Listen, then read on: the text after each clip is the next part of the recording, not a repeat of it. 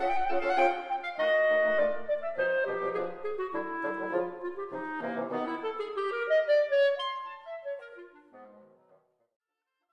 let everybody know, I'm Carolyn Hymas from the Alumni Office. I'm the Associate Director, and we are going to be recording this session to send for follow-up for anybody who couldn't join us or just for reference for you guys later. Thank you so much for joining us for our talk, Managing Your Creative Practice Through a Crisis. Before we intro our speaker for the day, I'd like to just share a few of the professional development resources that the Alumnx office offers.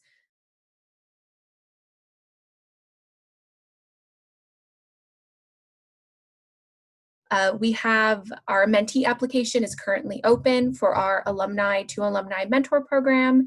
And also facilitate a seed grant program through the Alumni Council. And basically twice a year, we open applications to offer 6 $500 grants for alumni projects. And periodically host professional development talks like the one you've joined with us today. And for those of us who are located in California, we are going to have an AB5 talk coming your way in June. So please be on the lookout for the details in the network newsletter. At this time, I would like to turn it over to Zarina Martinez. She is the Assistant Director for the Patty Disney Center for Life and Work, and she's going to share some of the professional development resources her division offers as well. So I'm Zarina Martinez. I'm the Assistant Director at the Patty Disney Center for Life and Work. And on behalf of my colleagues, Natasha Jones, who is the Life and Work Advisor, and our Director, Bailey Cool, I'd like to share a little bit of information on a resource we just launched, which is Compass. I actually want to see, okay, I can't share my screen, but that's okay. So hopefully many of you have had a chance to log into Compass. It's actually taking the place of Common Space. So this is your new way to connect to employers, search opportunities, learn about upcoming workshops and events, create a public profile. So essentially it's a more interactive job board, much more than Common Space, and it's open to the CalArts community. So through Compass, you can schedule an appointment to speak with any staff member, myself, Bailey, or Natasha. So Bailey would be your best resource for information on Fulbright, entrepreneurship opportunities, and travel grants and fellowships. Natasha advises on resumes, cover letters, CVs, and provides general portfolio guidelines and guidance. She can also help you with interview prep, mock interviews, and in addition to job and internship search assistance. I handle the internship program, so if there are any current students, if you do an internship for academic credit, I would help you out with that process. And if there are any alums in this webinar who are interested in hosting a CalArts student as an intern, I could walk you through that process of how to gather students and essentially create a candidate pool for you. So if you haven't already, please register for your free account. It's compass.calarts.edu. And all the information I just spit out right now, well, in addition to a Compass tutorial, will be included in a follow-up email that Carolyn will send out. But if you have any questions, feel free to email us at clw@calarts.edu. Thanks so much, Serena. They have lots of great services that they can share with the community. And as Serena said, anything that I mentioned and that she mentioned will be included in the follow-up email along with a copy of today's recording. Before we dive into today's talk, I would just like to share a couple of housekeeping items.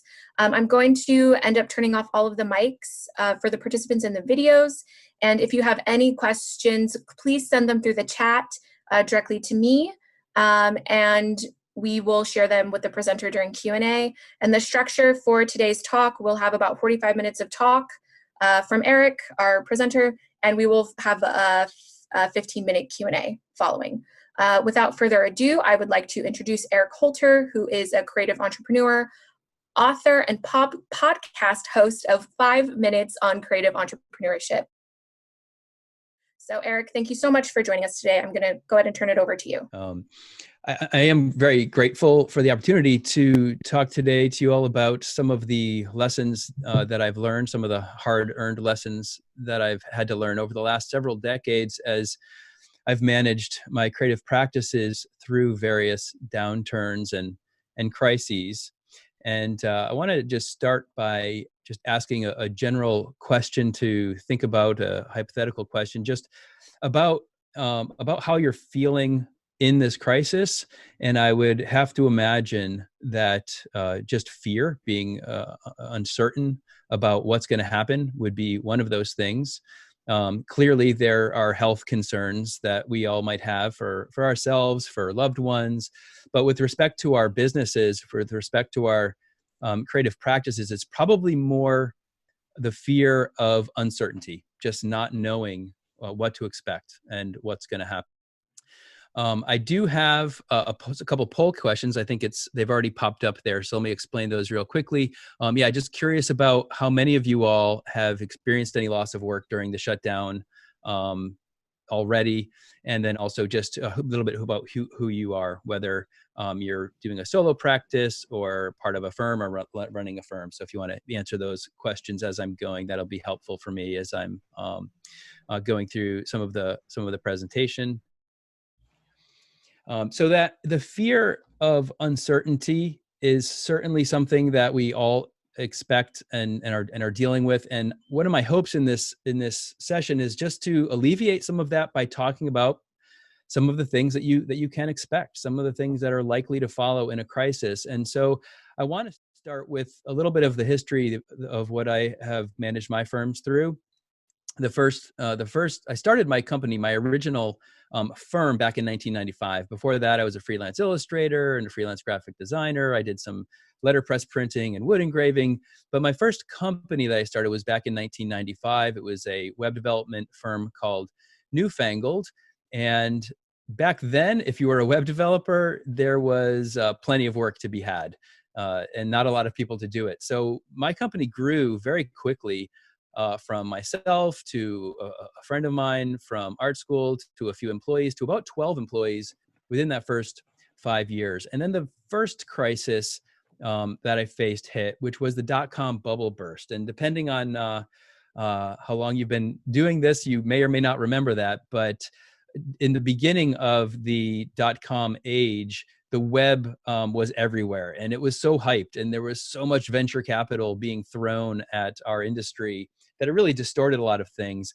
And after about 5 years, when a lot of those early .coms started to go belly up, everyone got cool on the web. All of the money stopped flowing. There was a huge correction in the NASDAQ. And that created, at least within the web world, a pretty significant crisis. And that was my first taste that I needed to learn how to manage my company and take care of my employees better than I had been doing. The second crisis, obviously, which was right on the heels of the dot-com bubble burst, was 9/11. And that was certainly a very sudden shock, a major impact for everybody. And one of the things I want to try to do in this presentation, at least with respect to the history part, is compare and contrast a little bit of how these crises affected the market and how it affected creative businesses, and what things are the same in the crisis we're facing and what's different in terms of what we can expect. But certainly the suddenness of that event and how it affected the economy so quickly is very similar. In our situation, we might have seen it coming a little bit, but the decision to shut things down, that was really sudden. And the effect that it had on the economy was just as sudden as 9/11. The next crisis that we faced was in 2008, where you had all of the mortgage-based securities, and it really was a financial crisis more than anything else. And that, likewise, it was a big hit on the economy, but it was a little bit different in that it wasn't quite as sudden. It kind of rolled in. We kind of heard rumblings. We knew something was going on, and then things got really heated, and then everyone got uncertain. The similarity to what I expect is going to be the case with this crisis in that one is how long it took to recover. The recovery from the recession has just lingered for years. And I think that's probably likely in our case. We're all hoping that when things start to open up again, that we're going to see a V-shaped recovery, which is where, things pick up just as quickly as they shut down. I think, however, and I suspect and expect that it's going to be at best a U-shaped recovery. We're going to kind of be in a trough for a while before it picks up. I'm personally planning that it's going to be more of an L-shaped recovery, that it's going to be more like 2008, where it could take years for things to rebound. So with respect to this crisis, obviously this is different. This is a health crisis. COVID-19 is the cause, and the health aspects are just one side of the crisis. But the piece that we need to contend with as business owners and people affected by professional creative practices, the effect is the economic slowdown that is going to follow and is following, based on the decisions that have been made and the effects, the things that we've had to do to respond to the actual cause. So it's this effect, it's the decisions effect on the economy that we now have to contend with as business owners. When things get shut down, as they have, and things are closed, these things affect the entire economy. The economy is an incredibly vast web of connections, and everyone is connected to it in one way or the other. So while we all feel it at different ways and different times, so if you were a restaurant owner, you would already be absolutely in the thick of how is your business going to be affected. If you worked at a restaurant, you would be thinking, am I going to have a job to come back to? But you also have all of the people who deliver food and products to the restaurants. You have the cleaning companies that clean restaurant. There's all these connections. And so cancellations of part affect the whole. And the thing, therefore, that's going to affect the whole is uncertainty.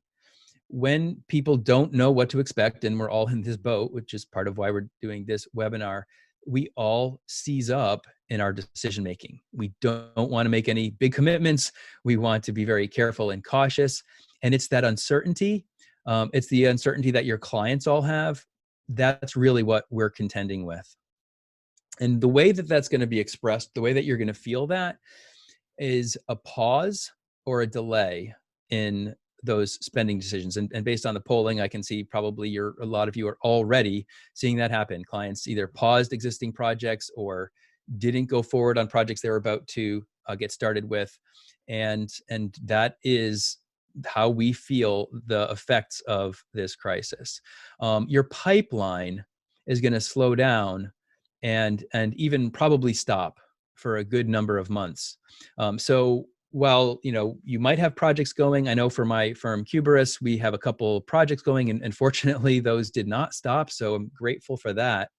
But I'm really concerned about when these projects are done in June, July. Now what's going to happen? Everything I had in my pipeline leading up to that I might have been expecting to start, I have to assume those are not starting. Anything in my pipeline, I have to assume may or may not ever pick back up again. But that's what we need to be watching. It's the pipeline.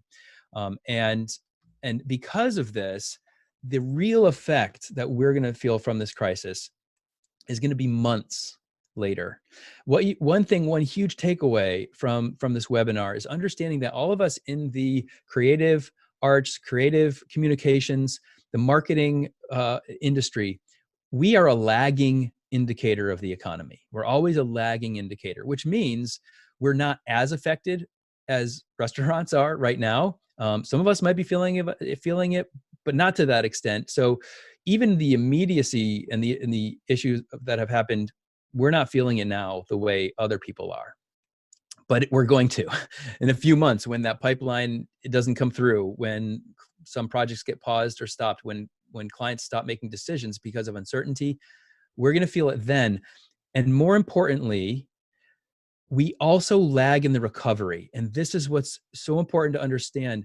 However the recovery happens, whether it's V, U, or L-shaped, we are going to be on the far end of that. So we're going to have to wait for our clients to all recover, get confidence, start making decisions again, recoup their losses.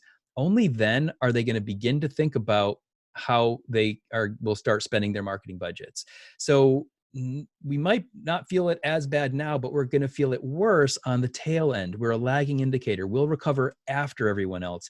So we have to plan now for what we're going to be experiencing in months and years to come. We have to act now in order to prepare ourselves for what we're going to be facing in the coming months, possibly even years. 9/11, it was at least a 2 to 3 year recovery. At 208, 4, 5, 6 year recovery. We are probably in for something like that.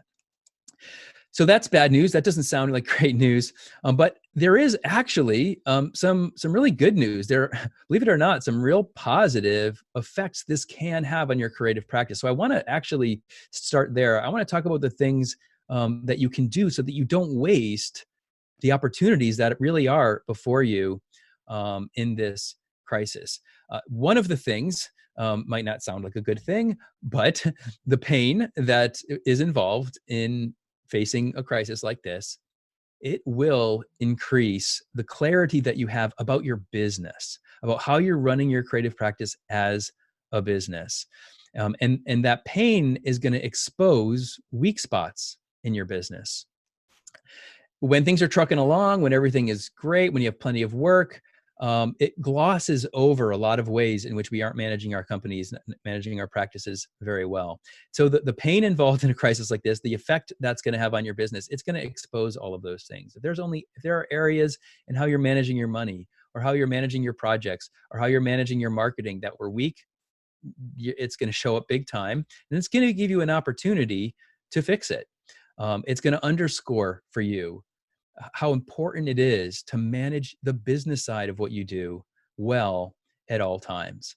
And so while that's a painful lesson to learn, we'd rather, maybe learn it a different way. Crises like these, trials like these, they really do expose those weak spots, and we can give attention to them and in the end up better for it.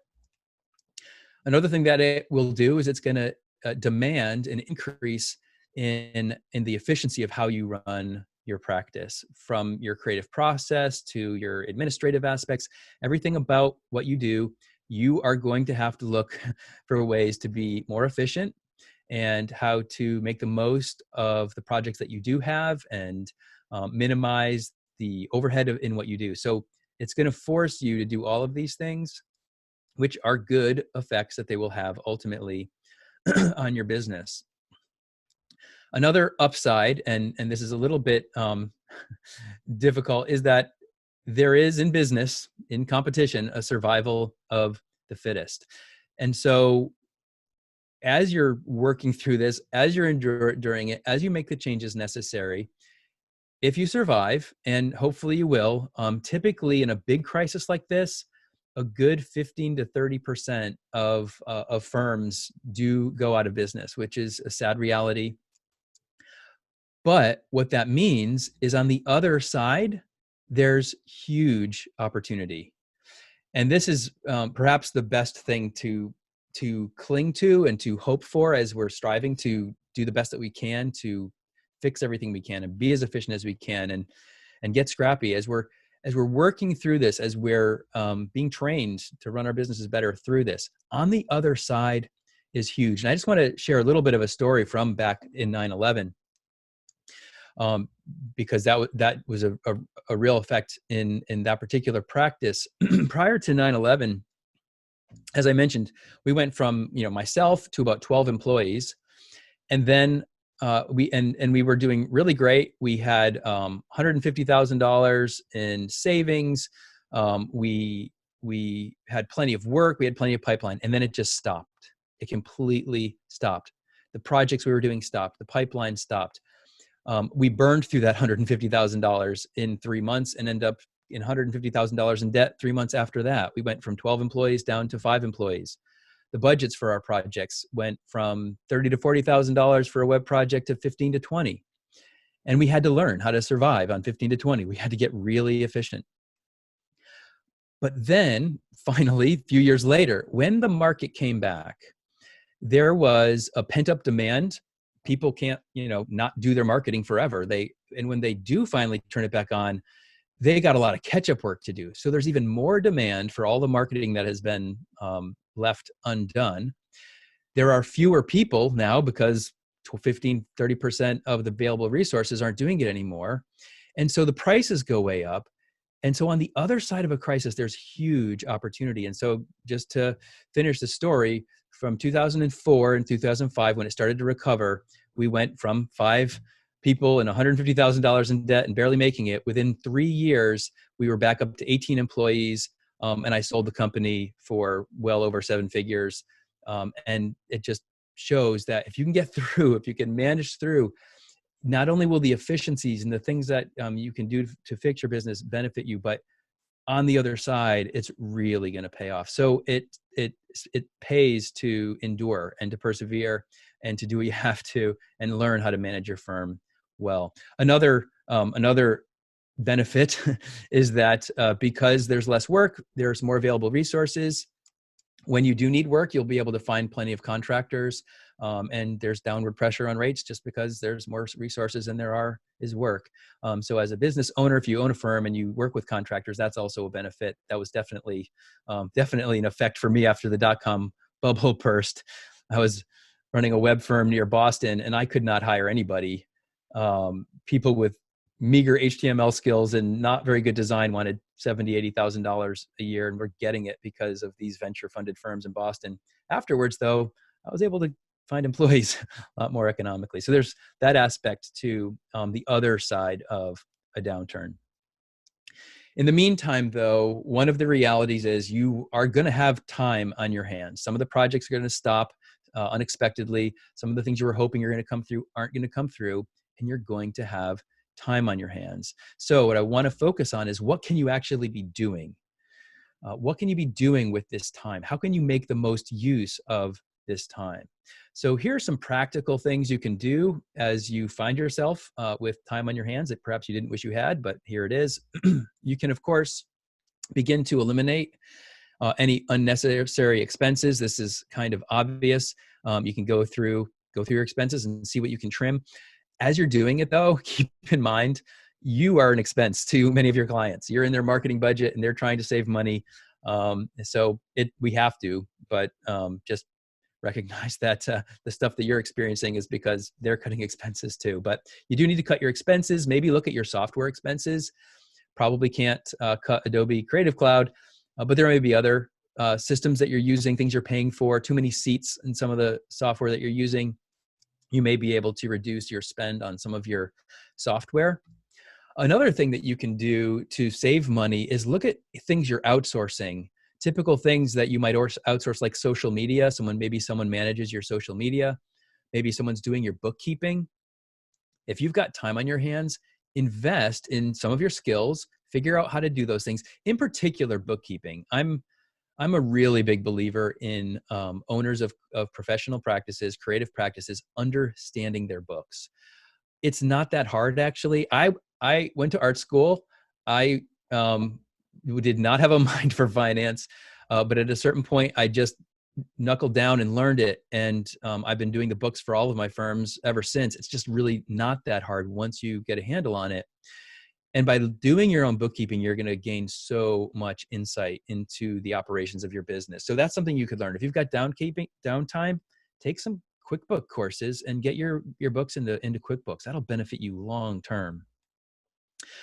If you have too much space, obviously, if you could sublet it, although right now that's probably not real possible, but in months to come, if you do have too much space, obviously you could look to downsize it or sublet some of that.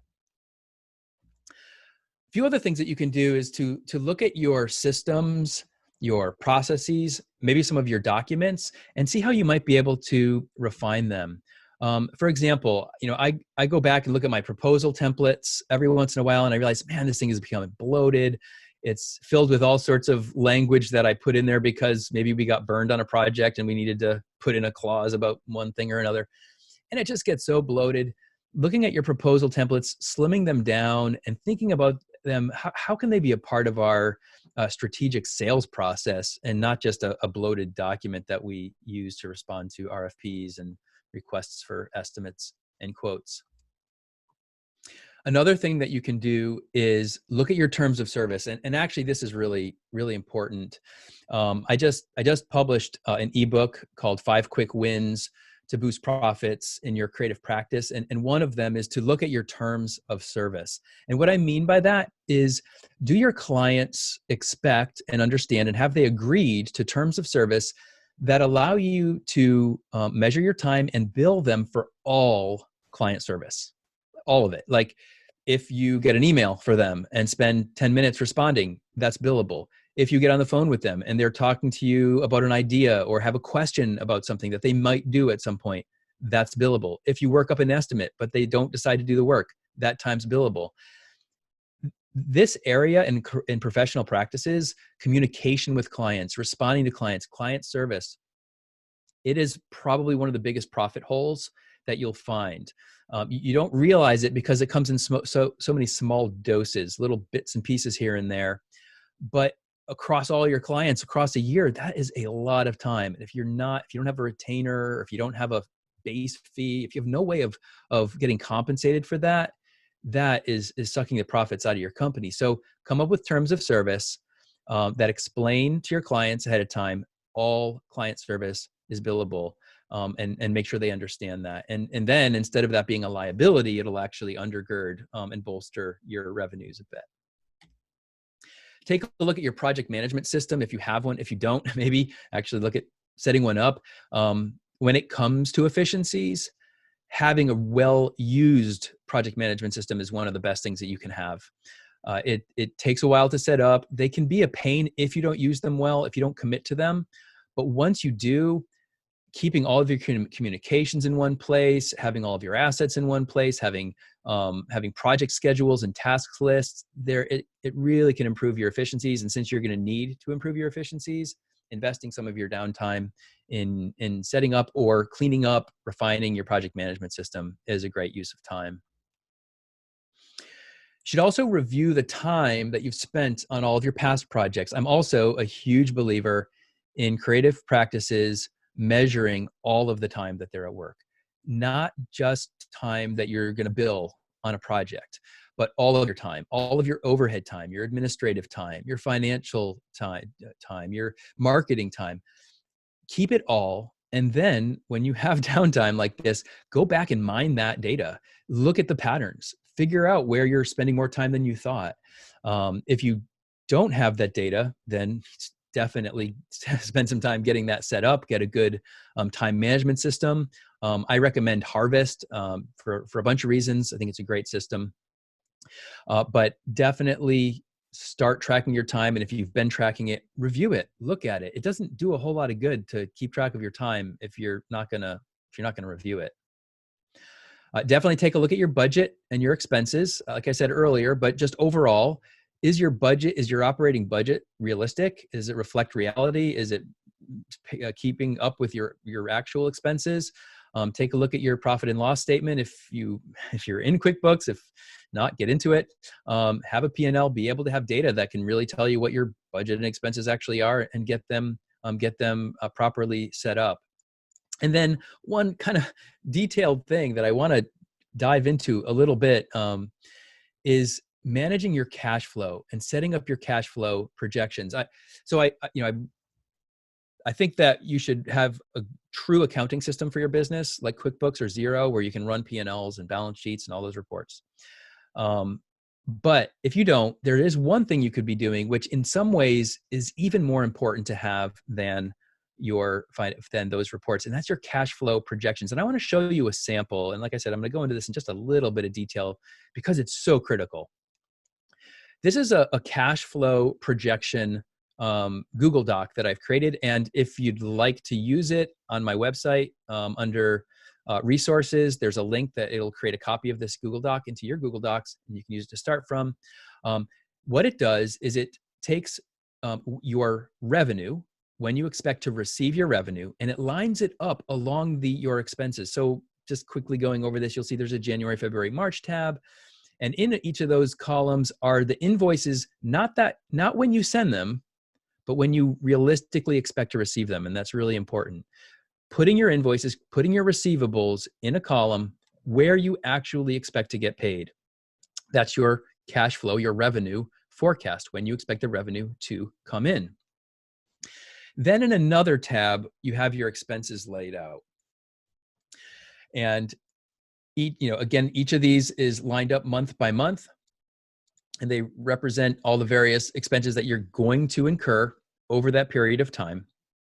And you bring those things together. So you'll notice on the top of the spreadsheet, you've got whatever cash you have currently in the bank. You have all of the projected receivables for that month, minus the expenses. I have expenses broken up a couple different ways. I won't go into that now. Though I will say, on my website, there's a set of video training materials that I've produced. 2 of them are on setting up and maintaining a cash flow worksheet. And I have opened those up publicly. So you have to be a client to access all of those training videos. But those 2 I've made free. So you can access them. Maybe we'll send links out to get to those afterwards. But if you go to the website and you can find those video training documents, and those are free to show you how to do that. But what this does is it shows you what your net is going to be with the revenue you expect to receive, when you expect to receive it, against your expenses. That's your projected cash flow. That's going to show you exactly when you're going to run out of money over against your expenses. And you've got to know this ahead of time in order to make the adjustments to your expenses soon enough. If you wait until you actually have a cash flow crisis to make changes, it's too late. You've already incurred those expenses. You can't adjust. If you see it coming, if you can see 2 months from now, you're in the red and you doesn't look like your pipeline's going to fit, make whatever expense changes you can now to compensate. So this issue of maintaining a cash flow projection, you don't need to have your finances in QuickBooks. You can set this up just based on when you send your invoices and when you expect to get paid and your expenses. There's no reason a business owner can't set something like this up and maintain it. This is your radar. This is your advanced warning system. And you have to have that, particularly now when we're facing a crisis and the struggles that we'll be dealing with. Few more things you can do with your downtime. One is to overhaul your marketing. Now is not the best time to start a marketing campaign. Our marketing, when in a downturn, is going to have less return than it does when everything's going great. But by the same token, you don't want to stop your marketing. You want to keep going. I'll just quickly tell a story back from 2000, from 9/11. I started aggressively marketing right before 9/11, and I continued. I did a monthly email newsletter. Newfangled was a partner to advertising agencies and design firms, and I wrote a monthly newsletter, and I emailed it out, and I built up my email list, and I had a directory from Ad Age, and I worked through it and contacted people, and I built up that list for 3 or 4 years and had meager results. But when things turned back on again, all of those seeds that I'd sown over the years came back gangbusters. That's how our company became so profitable so quickly after when things turned back on again. So you don't want to stop your marketing in a crisis. You want to keep sowing those seeds, but you also don't want to just be completely desperate in your marketing. So if you haven't been marketing, if you don't have a consistent marketing plan, definitely develop one and plan it out and spend time evaluating those plans, maybe adjusting your marketing plan with some of your downtime. This would be a great time to develop content for marketing. When it comes to marketing a creative practice, you're really talking about content marketing. That's the name of the game. That's the best way for creatives to market themselves. But it takes time to write. It takes time to produce video or podcast or what have you. You need to invest time in your content. And if you've got time on your hands, that's a great use of it to build up your content marketing. You may want to refine your social media strategy. I think we tend to just fall into habits with social media, perhaps not very thoughtful or strategic in our use of it. So take a look at that strategy. Make sure that your social media strategy corresponds with your content strategy, that they're complementing each other and they're not just kind of random streams. Here's a very practical thing you could do with your downtime in terms of updating your website, and particularly your portfolio. So one of the things I look at thousands really of creatives' websites almost across the board. When you look at their portfolio, their work page, you get a very nice presentation of rectangular JPEGs of their work. And they're beautiful, usually, great work. But those rectangular JPEGs don't mean anything to a search engine, to Google. You have to write words if you're going to get any boost from organic search engine traffic. So it's worthwhile to write about your work, to take, write 500, 800 words about that piece of work, the process that you went through, the problems that you were solving, a bit about your process and what it took to come to that solution. So that's going to do wonders for just people finding you and opportunities finding you. But more than that, I think when you take the time to write about your work from a prospect's perspective, when they visit your website and they see a whole bunch of work, if you don't write about it, they can come away with a very distorted understanding about what it takes to develop that work. If you just show the final project piece after piece after piece, they might think this is magic, that we creatives just throw out these brilliant ideas, and if they get that in sense, then they're going to value your work accordingly. They're going to think it's simple and expect that it's going to be easy and pay for something they think should be easy. We know it's not. It takes a ton of time and thought and thinking and effort. When you write about it, when you write about your process, when you write about your problem solving, when you write about the insights that you have in doing the kind of work that you do, not only does it create opportunities for traffic, but those who find it then understand how much more goes into it, elevates your value, and bolsters your pricing with your prospects. So definitely start writing about your work and adding that to your portfolio. That could be a first thing on your list in terms of your marketing for using your downtime. Finally, one thing that you could be doing, some practical stuff, like how do you muscle through? How do you find some work to just muscle through this season?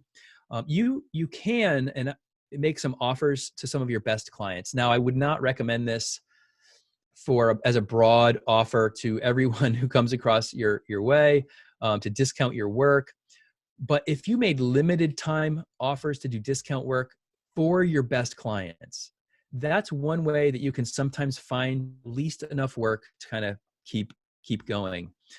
And like I said, start with your best clients. Build on the goodwill that you have with your best clients. Maybe there's a project that one of your clients has been talking about for a while. They never have quite gotten around to. Perhaps you can go to them and say, look, I know we've talked about this. I know right now everyone's trying to save money, but maybe I could definitely use the work right now. And if you would be willing to, have me work on that, I'll work on, a discount of X. And you can even pay me, in slower terms. And that way you'll get this piece you've wanted all this time, and I'll be able to keep busy.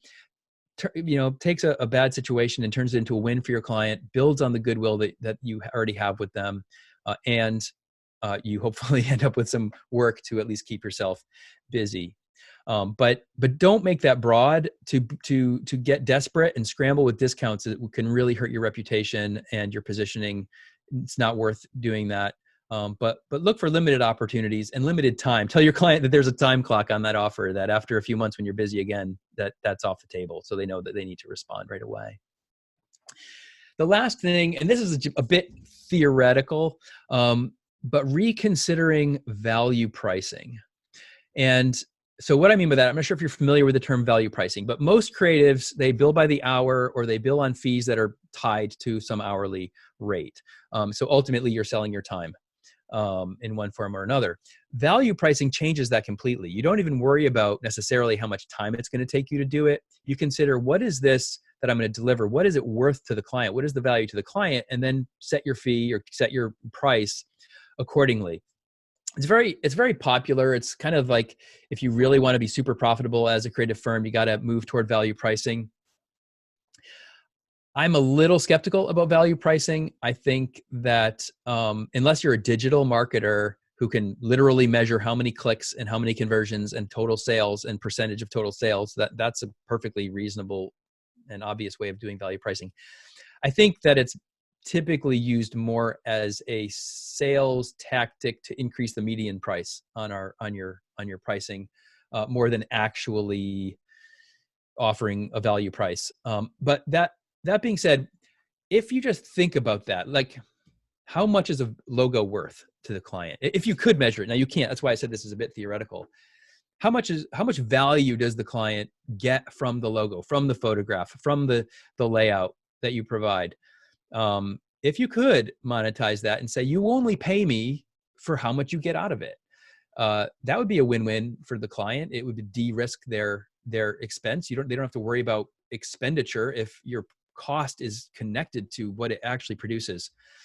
Now, in most cases, for most creatives, it breaks down. You really can't measure or quantify, but just think about it. What if that were the case?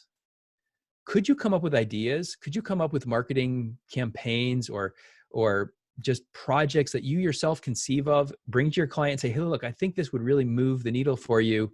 I'll produce it, I'll develop it, and we'll deploy it. And you only have to pay me something related to its impact. Again, I know that's theoretical, but I think by thinking that way, you can find ways to create work and not just wait for work to find you. So that's something during this season you may want to consider and evaluate, again, more conceptually, more as a thought experiment, but as ways of approaching your clients in a de-risked way that might create some work for yourself.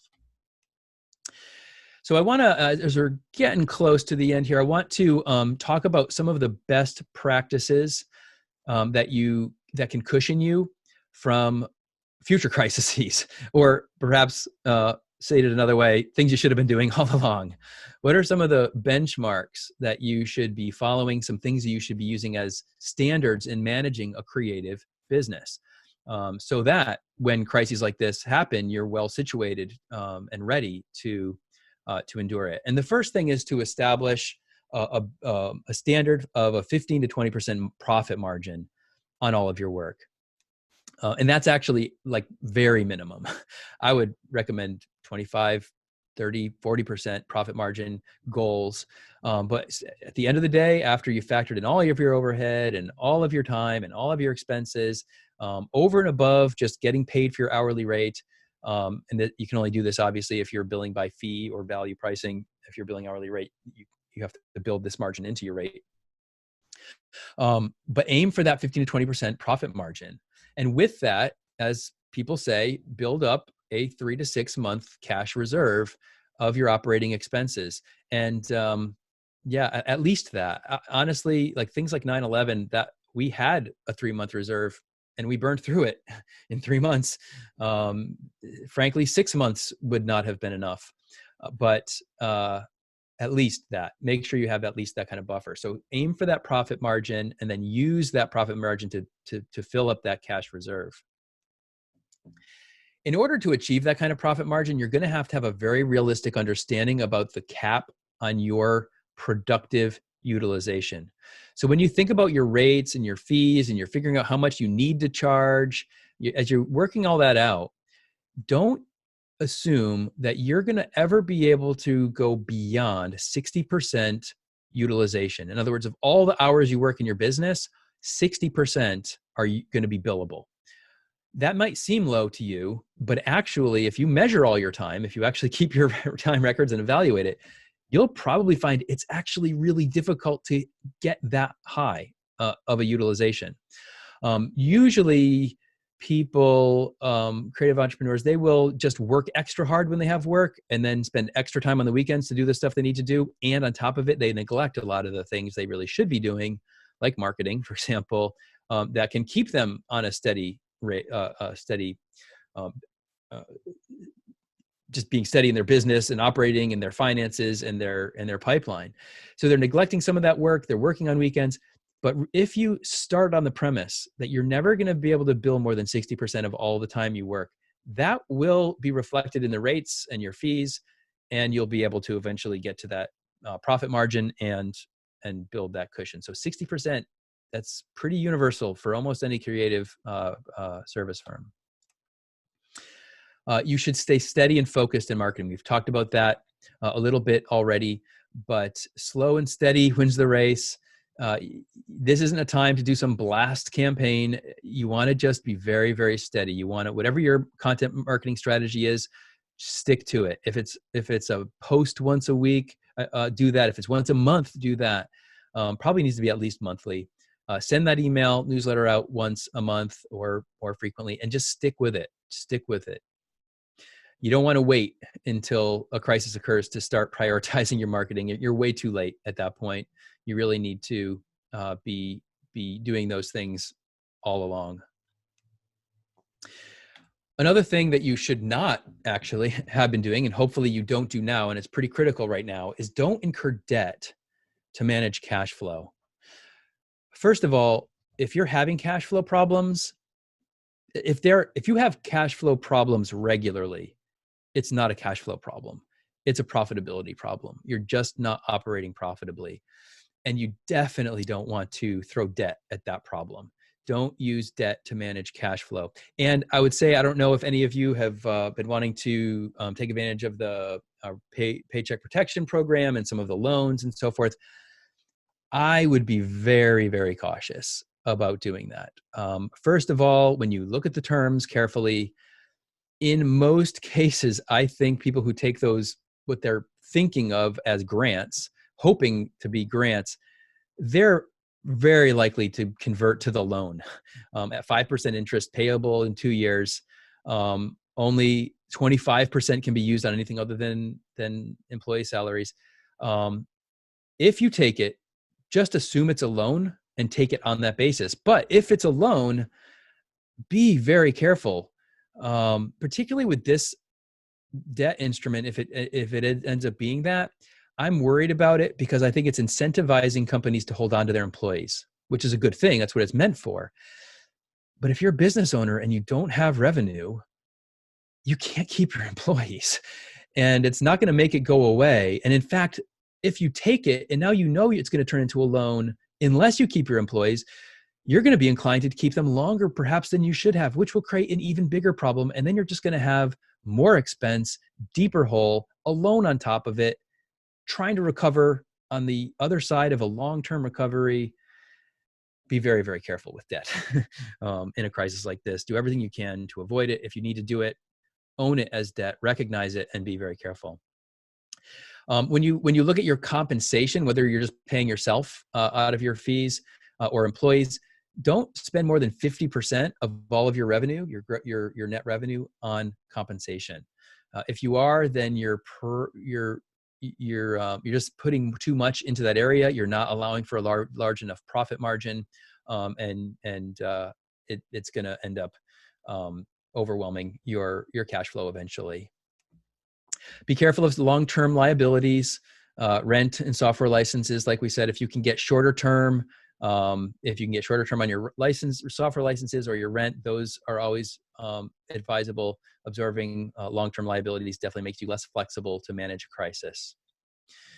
So just to sum up some of the main points before we do Q&A, this shutdown, the impact is you're going to be feeling it with your time opening up, with projects stopping, with pipeline not coming through, leaving you with time on your hands. When you are paying for your own time, that's costly time. And so if you're going to have to bear that time, then make the most of it.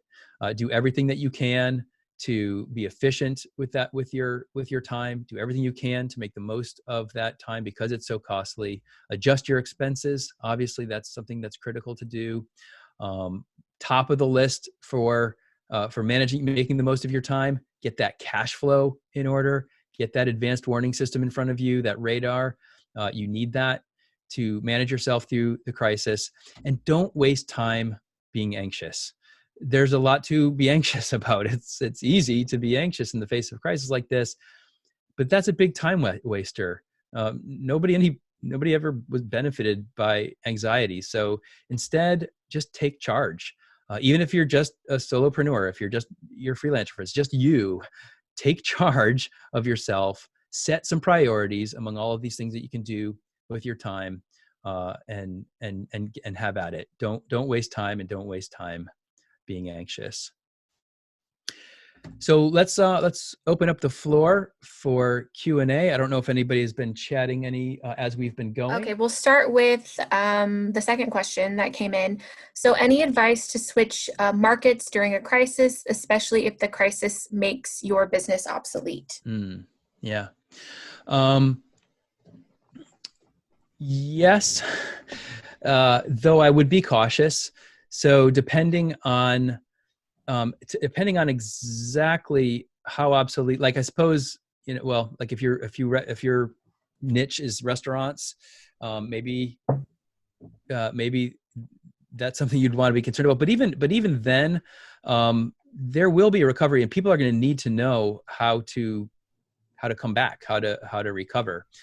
So if it's completely obsolete, obviously you don't have much of a choice. But if it's just going to be difficult to get through, establishing a new positioning in a new niche, it's extremely hard. It takes a lot of effort. It's if you've already invested a lot of effort and if you established a solid niche, I would be hesitant to abandon it. But if it truly is something that you think is not going to recover at all, then yeah, and that would certainly be a huge priority in using your time. So your content strategy would begin with rebranding, repositioning, and getting all of the content assets that you would need to do that effectively. Okay. All right. So the first question that we received actually was from Lori, and it's, we expect companies that are hiring to cut marketing budgets, keep the same, or invest more in digital marketing. Where do you see marketing heading in the next 2 to 3 years through this recovery? Mm-hmm. Digital marketing as its own sector, I think, is always pretty safe because of that value pricing proposition. It's so measurable that if it doesn't perform, then people don't keep spending money. And if it is performing, then they'll keep putting money on it. So I don't think that there will be, like, there might be some contraction overall because people are just doing less stuff to begin with. It's contracting, it's a slowdown. And so as a result, there will be less to go around. But I think in the digital marketing space, it's going to be a bit more stable for non-digital, more kind of typical creatives, for photographers, illustrators, graphic designers. I think that's where that's where you're going to feel it more. And so I do feel like that's that in that area where we have to scramble a little bit more. Can you repeat the question again, just with respect to what was it, what they should do as a result, or? Yeah. Okay.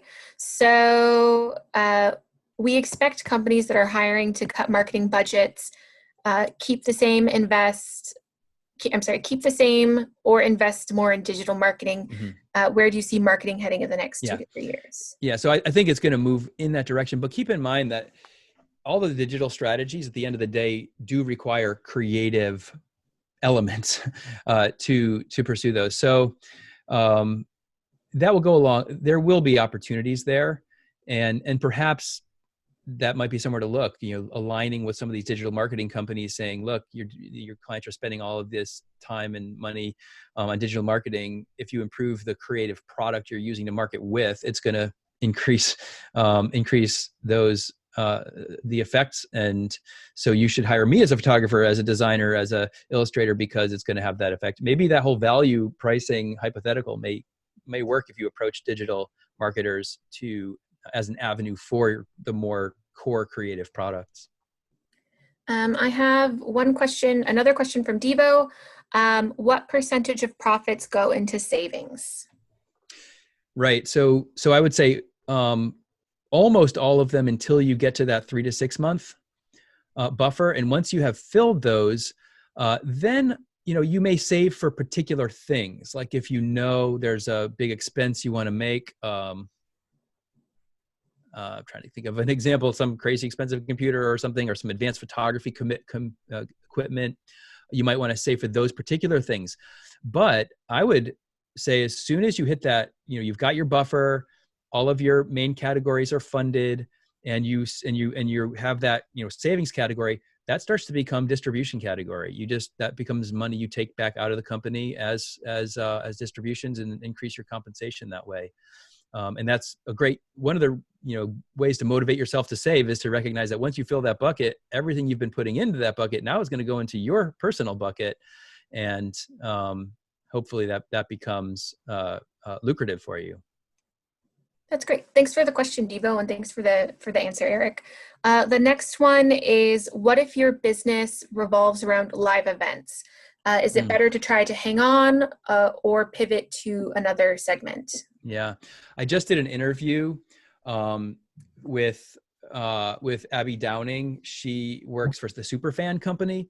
Their entire business is working with event organizers and artists and their managers to monetize the events that occur and sell merch and yeah, like they're really, really stuck. And I think they're in for a very, very long recovery, because even when things get turned back on, I think it's going to be a while before we want to go to a crowded concert or venue. So yeah, that's a tough one. So would I pivot away from that?